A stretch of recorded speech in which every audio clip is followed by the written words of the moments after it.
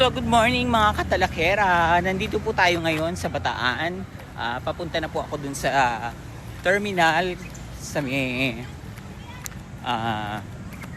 dito sa ano ba to, Baka. Meron kasi terminal dito na papuntang Balanga. After ng Balanga, sasakay pa uli ako ng papuntang Maribeles para kausapin natin yung mga hiningal ako na biktima ni Harry Roque sa kanyang land grabbing dahil sa pogo na yan, illegal pogo. Humanda ka ngayon sa akin, Butanding. Ipapakita ko sa iyo. Ako mismo ang nagpunta. Ay, hiningal ako. So ayan po, ayan nakikita nyo, nandito tayo sa Bagak. Ayun daw yung station, Bagak Bataan. Talagang tatrabahuin ko to. Ipapakita ko sa inyo na napakawalang hiya ng tao na yan. Ay, nandito ba si Duterte? ICC? ICC ba yan? Ay, akala ko ICC. Sorry na. Ayun yung station. Ayun po yung station. Ito na po yung station. Papuntang Balanga, Bataan. Yan, sasakay po tayo dyan and then papunta po tayo ng Maribeles. So ayan, sasakay na po tayo. Papunta tayo ng Balanga. Ayan, sakay na po tayo. Ayan po, nandito na po, malapit na po tayo sa bumaba sa may Balanga Station, kung saan naman sasakay uli ako papunta naman ng Maribeles. At 1 oras at kalahati daw ang biyahe papunta dun sa lugar kung saan yung nakatira yung mga tao na biktima ni Harry Roque. Okay po. Ayan, nandito na po tayo sa terminal ng Maribeles at pupunta naman po ako dun sa kung saan sasakay po ako ng bangka papunta dun sa lupa na ninakaw ni Harry Roque. Nandito na po tayo sa terminal. Ayan, bababa na po ako. Harry, akala mo ha, atrasan kita. Maghintay ka. Porto po. Okay lang po, may kasama kayo. Ako lang po. Okay, sige po, biyahe na to. Biyahe na po si ma'am. Tayo po. Ayan na, papunta na ako dun sa Porto ha. Mga ilang minuto kuya papunta dun sa Porto? Siguro po mga 15 minutes. Okay. Ayan. Papunta na po tayo dun sa Porto kung saan po ako sasakay ng bangka. Papunta doon sa ninakaw na lupa ng mga magsasaka. Kaya pala ang plano niya noon ay magtayo ng floating yacht. Nasa dagat pala siya. And then malapit lang yung lupa doon. So ayan na po, sasakay na po tayo ng bangka papunta doon sa Lucky Beach. Lucky Beach. Harry, natatandaan mo ba ang Lucky Beach? Kaya pala gustong mong makuha. Hi Harry! Natatandaan mo ba yung lugar na to? Harry! For the floating yacht. Pangalan niyo, Mami? Josephine Masangkaya. Ayan, makikita niyo po na si Mami dito sa beach area. Nagtitinda lang po siya ng halo-halo. Isa to sa mga nabiktima ng First Bataan Holdings na asawa ni Harry Roque na nagsasabi na naibenta niya na raw yung lupa niya, pero ang totoo ay hindi niyo po binibenta, Mami, no? Hindi po, ma'am. Pero ang nakalagay sa titulo nyo, cancel na. Hindi na sa inyo yung lupa. Nakalagay doon kasi na pag may-ari na ng asawa ni Harry Roque ng First Bataan na naibenta sa inyo ng 2 million. Nakatanggap po ba kayo ng 2 million? Wala po, ma'am. Wala po kami. Kung may 2 million si Mami, hindi to halo. Kasi laki na to ng choking. No, Mami, no? Ayan. Ahanuhin natin yung mga misteryong ginawa ni Harry Panort. Baklang Panot, umuwi ka rito. Maawa ka sa mga tao. Ilang pamilya kayo nandito? Mahigit 100 pamilya po kami dito. Mahigit 100 pamilya po sila nandito.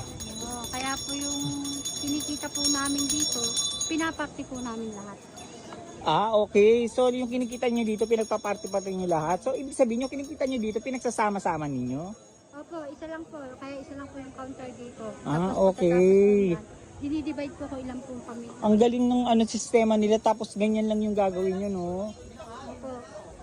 Tapos, inaano pa kami na palabasa, kalaban yung sa munisipyo. Oo. Lagi kami pinapa... Yung taga-munisipyo, no? Hmm. Dapat makausap din natin yung mga taga-munisipyo na matulungan din kayo. At sana makipag-coordinate din kayo sa munisipyo na kung kailangan kumuha kayo ng permit, kumuha kayo, magbayad kayo ng ganito, bayaran natin para maging legal.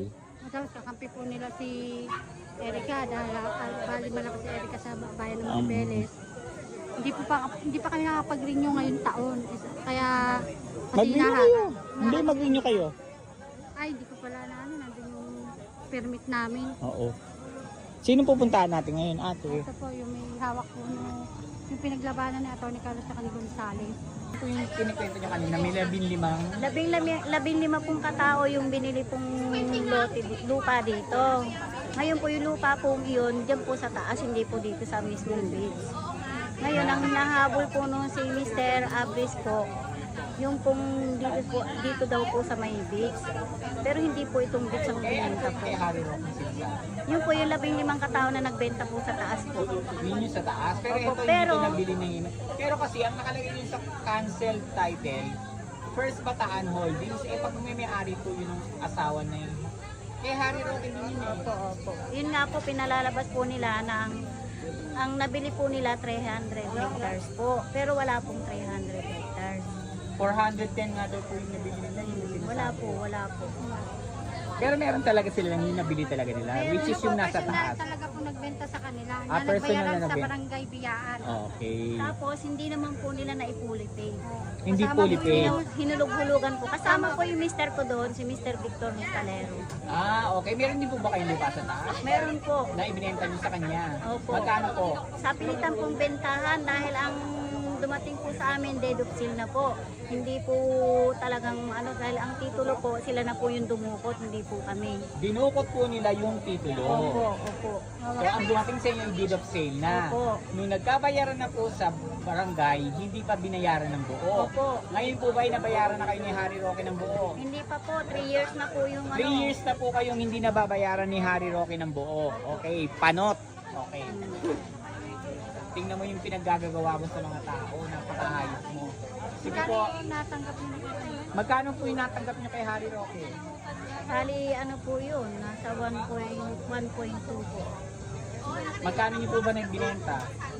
Kasi po ang po sa kanya doon, 4 million po ang halaga po. 4 million po yung halaga ng lupa, ang naibigay lang po kay nanay. Sa kanyang asawa ay 1.2 lang.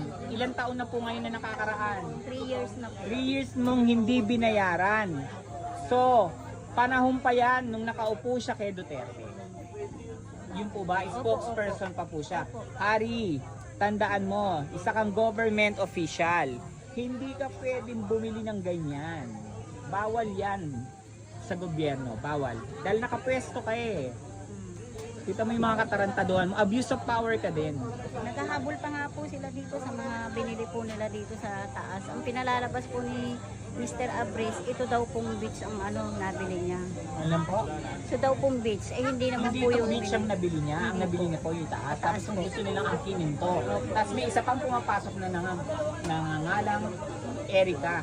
Na yun naman ang nabili yung part na na gusto ring angkinin to. Alam nyo mga kababayan, kung makikita nyo bakit gusto nila tong angkinin, kanina ko pa binibideo na napakaganda ng beach. Ang ganda ng tubig. Kahit sino maghahangad dito, kung demonyo ka talaga. Ang daming tao, punong-puno po. Alam nyo na naghintay ako dun sa pantalan doon ng 1 oras mahigit. Na ang dami kasing sumasakay. Sobra ang dami pong sumasakay. Ang daming tao. Okay po, maraming salamat po sa pagbibigay niyo ng oras sa akin na ma-interview ko kayo. Magtutulungan po tayo, ha? Lalaban tayo, Nay. Okay, go! Haring Panot, punta ka dito, lulunurin kita. Kayo ng pare-pare ng presyo. Ano yung tinatanong mo, te? Nay, nasaan yung pera? Ito kasi nga, isa rin po si nanay, no? Mababasa niyo dyan, na ibinenta sa kanya na bayaran na siya ng First Bataan Holdings na pagmamay-ari ng asawa ni Harry Roque na si Myla Roque. At tinatanong niya kung nasaan na daw po. Nasaan po yung 2 million na binayad sa inyo? Wala nga po eh. Wala, okay. Kung tawag sa papel na to, Ano ba? Certificate of Condonation with Release of Mortgage. nasa inyo na tong lupa na to, binibigay na to sa inyo ng lupa na to na, Sagot po nila yung ano sa... ayan Ferdinand Marcos Jr. Anong nangyari, no? Nito lang po yan, ma'am, in-award sa kanila. Sabi nga po namin, bakit kami wala kaming ganyan po. Ito pong in-award na to, plus yung number ng titulo ng lupa ay pareho po ba? Pareho po ba? Siyempre nakasulat yan eh. Tay, tanong ko lang po kung itong in-award sa inyo, kasi nag-award si BBM nakasulat yan si BBM ang nag-award. Pero bakit nakabenta nung panahon ni Duterte, nung ni Harry Roque? Gawa, piniki nga nila eh. Piniki nila. Oo. So, etong lupa na to at etong in-award sa inyo ay iisang lupa. Isa lang. Yung lupa ngayon na to. So, ibig sabihin, nandito rin yung title, yung number, saka nandito pareho. 57. Ang nakapagtataka po dito, in-award na sa kanila ng gobyerno ni Ferdinand Marcos. Pero dito, nung panahon ni Harry Roque na spokesperson siya, is naibenta. Naibenta. Gago talaga tong si Panot eh. At dito po sa Special Power of Attorney, dinaya po ang pirma ni Roger Tatay Roger. Mali ang spelling niya, Bangkaya sana yan eh. Banggaya po siya. Bangkaya siya, ginawang bongkaya. Kaya halatang pineke ang pirma. Para lang masabing na ibenta ni tatay yung lupa niya. Dahil hawakan niyo po yung lupa. Yung titulo, kukuhanan ko po kayo ng picture na hawak niyo na pineke yung titulo. Saka yung hawak na in-award sa inyo ng presidente yung tapos kuhanan ko na po yung picture, ha?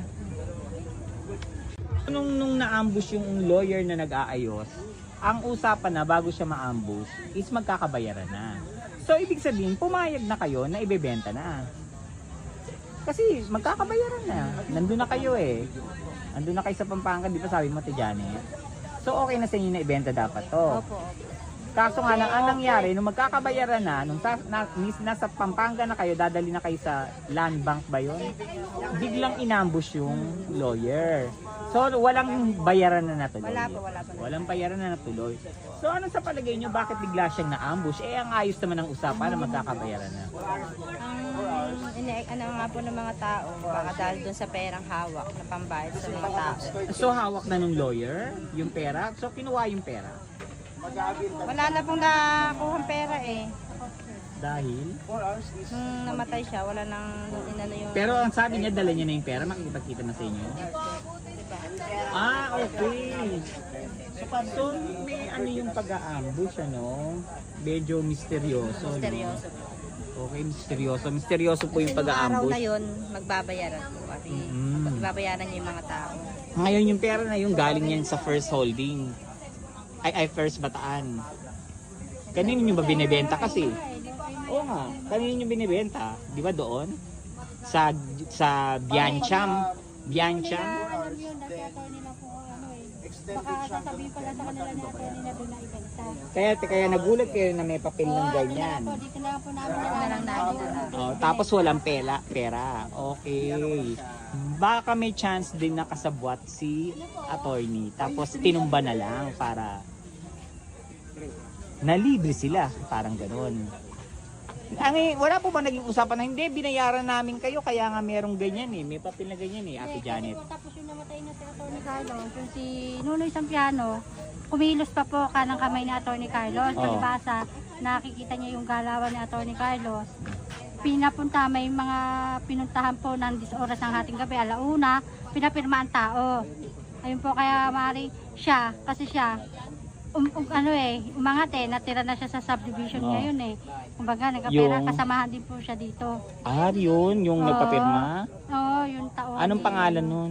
Nunoy Sampiano. Ayun Nasaan po, na siya ngayon? papa-interview ko sa inyo yung doon na alauna ng madaling araw pinunta para papirmahin lang. Yung ginamit niya yung mga ni Attorney Carlos. Okay. Parang siya na nakipagtuloy ng transaction. Pero ang pera na sa kanya. Okay, napaka-misteryoso ng pangyayaring kinikwento nila Ate Janet, ano? So gusto ko po sana makita yung lupa na sinabing Sige po, land grabbing kasi yung ginawa daw ni Harry Roque.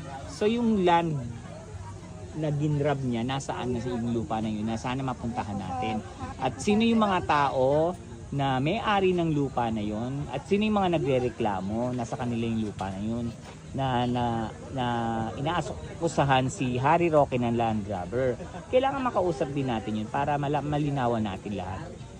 Kung talagang binenta ba nila, nabayaran ba sila ng kalahati, or ano yung katotohanan. Pero eto, katotohanan na to dahil nandito si Ate Janet pinapatunayan niya na hindi siya nagbenta. Nung magbabayaran na, pumayag siyang ibenta, pero nung magbabayaran na, magkikita na sila ng lawyer, nasa Pampanga na siya. Yung lawyer pinatay.